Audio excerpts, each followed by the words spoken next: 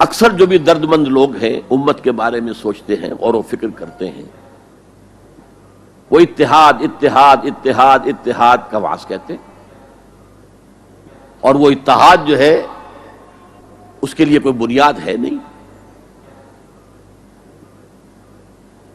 فرقہ پرستی ہے، فرقہ بندی ہے، کہیں اور کہیں ذاتیں ہیں، کیا زمانے میں پنپنے کی یہی باتیں ہیں؟ اصل میں جمع ہونے کے لیے کوئی بنیاد چاہیے۔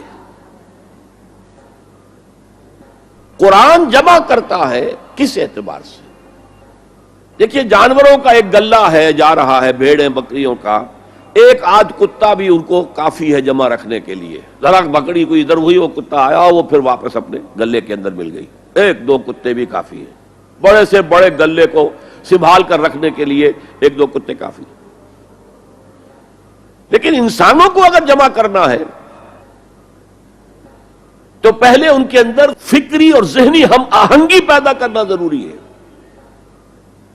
ان کے خیالات ایک جیسے ہوں، ان کے نظریات ایک جیسے ہوں، ان کے مقاصد ایک جیسے ہوں، ان کی سوچ ایک جیسی ہو، ان کے طریقہ کار ایک جیسے ہوں۔ جب تک یہ چیزیں نہیں ہوں گی جمع کیسے ہو جائیں گے؟ اتحاد کا واعظ کہتے رہیے، کوئی نتیجہ نکلے گا ہی نہیں، اور نہیں نکل رہا۔ متحد کرنے والی شے صرف اللہ کی کتاب ہے،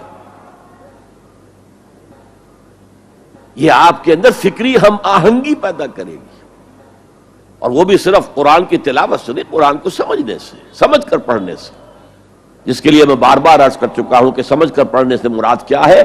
اتنی عربی سیکھ کر پڑھنا کہ قرآن کا مفہوم براہ راست آپ کے ذہن اور قلب میں اترتا جائے۔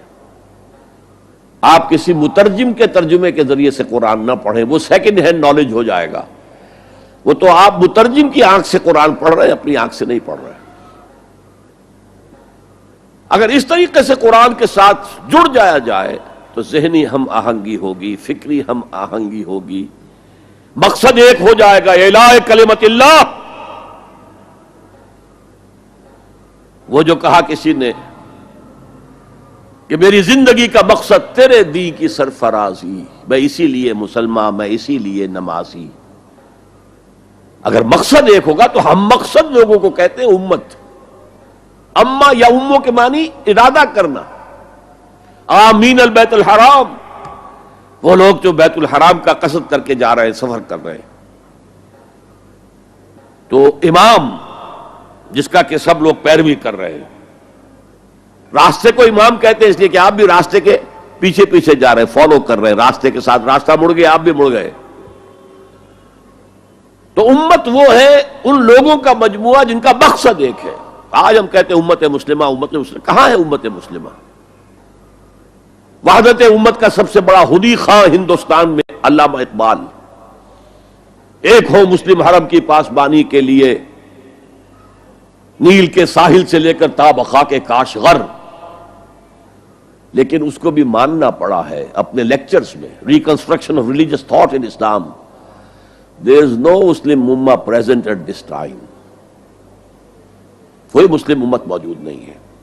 Instead we have a number of Muslim nations۔ یہ بات چونکہ 1928 میں کہی، اس وقت تک تمام مسلمان ممالک جو ہے کولونیل پاورز، یورپین پاورز کے تحت تھے، غلام تھے، انڈونیشیا سے موریتانیہ تک سب غلام۔ وہ تو صرف صحرائے عرب کو چھوڑا ہوا تھا انہوں نے، کہ وہاں کچھ تھا ہی نہیں۔ اگر تیل اس وقت کہیں نکل آیا ہوتا تو اس میں تو وہ پنجے گاڑتے کہ جو کبھی پنجے نکلنے والے نہ ہوتے۔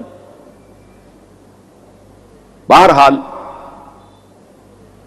یہ ان سب کو جوڑنے والی شے جو اقبال کہتا ہے instead we have a number of Muslim nations, آج ہم کیا کہیں گے؟ Instead we have a number of Muslim countries. پھر مسلمان ممالک میں بھی ایتھنک، لنگوسٹک، کتنے جھگڑے، کتنے اختلافات، کتنے چکر چل رہے ہیں۔